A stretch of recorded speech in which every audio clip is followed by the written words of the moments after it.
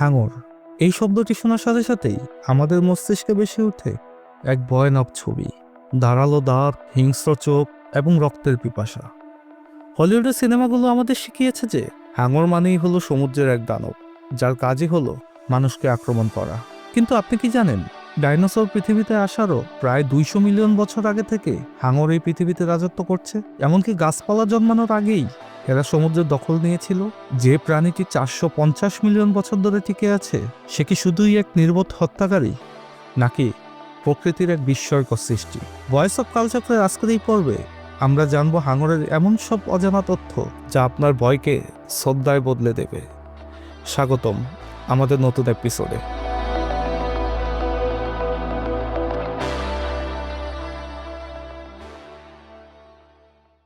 হাঙরকে বলা হয় প্রকৃতির পারফেক্ট কিলিং মেশিন।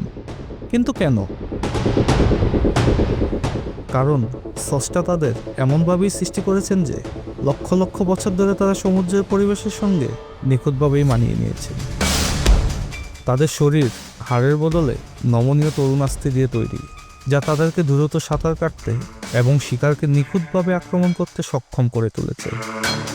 হাঙরের ইন্দ্রিয় শক্তি এতটাই তীক্ষ্ণ যে একটি অলিম্পিক সাইজের সুইমিং পুলে মাত্র 1 ফোঁটা রক্ত পড়লেও তারা তা শনাক্ত করতে পারে, আর সেই সংকেত তারা কয়েক কিলোমিটার দূর থেকেও অনুভব করতে পারে। সবচেয়ে আশ্চর্যজনক হলো হাঙরের ষষ্ঠ ইন্দ্রিয়। আপনি লক্ষ্য করলে দেখবেন তাদের নাকের সামনে ছোট ছোট ছিদ্র থাকে, যাকে বলা হয় অ্যাম্পুলি অফ লরেঞ্জিন। এই অঙ্গের মাধ্যমেই তারা প্রাণীর হার্টবিট বা পেশির নড়াচড়া তৈরি হওয়া সূক্ষ্ম বৈদ্যুতিক সংকেত টের পায়।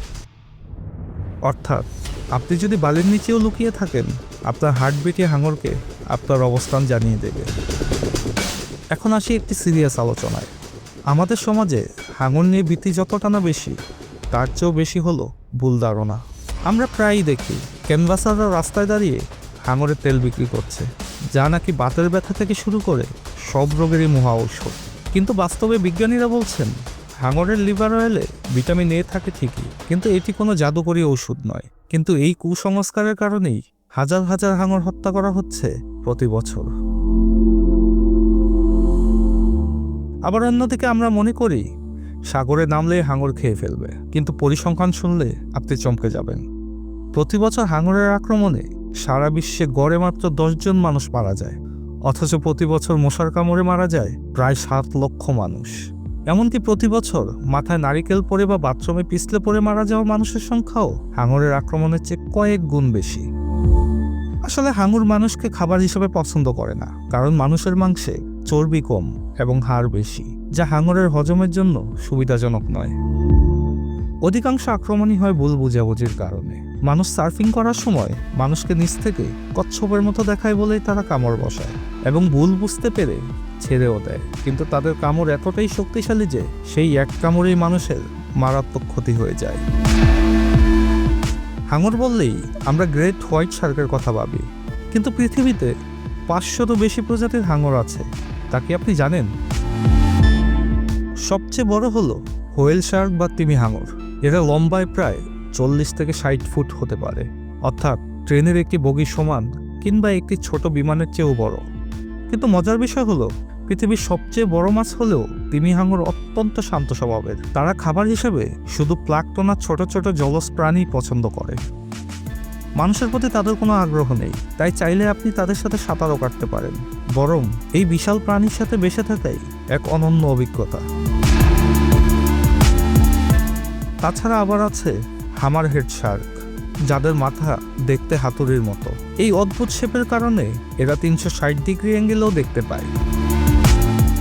এমনকি এমন হাঙরও আছে যা আপনার হাতের তালুতে এঁটে যাবে, যেমন ডোয়ার্ফ লন্ঠন হাঙর, যারা অন্ধকারে আলো ছড়াতে পারে। এখন প্রশ্ন হলো, হাঙর না থাকলে কি আমাদের কোনো সমস্যা হতো? উত্তর হলো হ্যাঁ, হতো। হাঙর না থাকলে আমাদের বিশাল সমস্যা হতো। হাঙর হলো সমুদ্রের শীর্ষ শিকারী। এদের প্রধান কাজ হলো দুর্বল, অসুস্থ এবং ধীরগতি মাছদের খেয়ে ফেলা। এর ফলে সাগরের মাছদের জনসংখ্যা নিয়ন্ত্রণে থাকে এবং রোগবালাইও ছড়ায় না। একটি উদাহরণ দেই, ধরুন একটি এলাকা থেকে সব হাঙর মাছ মেরে ফেলা হলো, তখন ছোট মাছ বা মাঝারি শিকারী মাছের সংখ্যা বেড়ে যাবে। এই অতিরিক্ত মাছগুলোই সাগরের শ্যাওলা বা ছোট প্লাঙ্কটন খেয়ে শেষ করে ফেলবে। আর শ্যাওলা কমে গেলে সাগরের অক্সিজেন তৈরির প্রক্রিয়াও বাধাগ্রস্ত হবে। মনে রাখবেন, পৃথিবীর 50% অক্সিজেনই আসে সমুদ্র থেকে। অর্থাৎ পরোক্ষভাবে আমাদের নিঃশ্বাস নেওয়ার জন্য হাঙরের বেঁচে থাকাটা অনেক বেশি জরুরি। ভিডিওর এই অংশটি হয়তো আপনার মন খারাপ করে দেবে, তার জন্য আমরা আন্তরিকভাবে দুঃখিত। এই অংশটি বলার কারণ হচ্ছে মানুষকে সচেতন করা।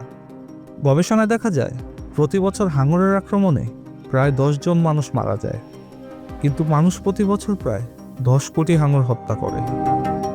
এশিয়ার অনেক দেশে, বিশেষ করে চীন এবং ভিয়েতনামে, শার্ক ফিন স্যুপ একটি আভিজাত্যর প্রতীক।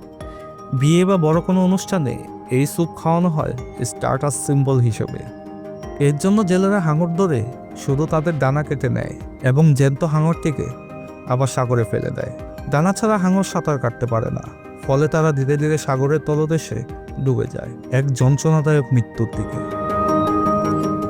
আমাদের বঙ্গোপসাগরেও হাঙর ধরা হয়। কক্সবাজার বা উপকূলীয় এলাকায় অনেক সময় মৃত হাঙর দেখা যায়, যা কিনা বিদেশে রপ্তানির জন্য বা স্থানীয় শুটকি তৈরির জন্য ধরা হয়। কিন্তু আমরা বুঝতে পারছি না, এই নির্বিচার হত্যার ফলে আমরা আমাদের সমুদ্রকে এক নীরব মৃত্যুপুরীতে পরিণত করেছি, যা ভবিষ্যতে আমাদের দিকেই ফিরে আসবে। আমাদের সমুদ্র, আমাদের পরিবেশ আর আমাদের ভবিষ্যৎকে ধ্বংস করে দেবে। হাঙর কোনো দানব নয়, এরা আমাদের গ্রহের প্রাচীনতম বাসিন্দাদের একজন। এরা সমুদ্রের ডাক্তার, সমুদ্রের পাহারাদার। এদের ভয় পাওয়ার বদলে আমাদের উচিত এদের সম্মান করা এবং রক্ষা করা। কারণ হাঙর বাঁচলে সাগর বাঁচবে, আর সাগর বাঁচলে আমরা বাঁচব। ভয়েস অফ কালচক্রের আজকের ভিডিওটি কেমন লাগলো কমেন্ট করে জানাতে ভুলবেন না। হাঙর সম্পর্কে আপনার যদি কোনো ব্যক্তিগত অভিজ্ঞতা বা প্রশ্ন থাকে, সেটিও লিখতে পারেন। দেখা হবে পরের ভিডিওতে। ততক্ষণ পর্যন্ত কৌতূহলী থাকুন এবং ভালো থাকুন।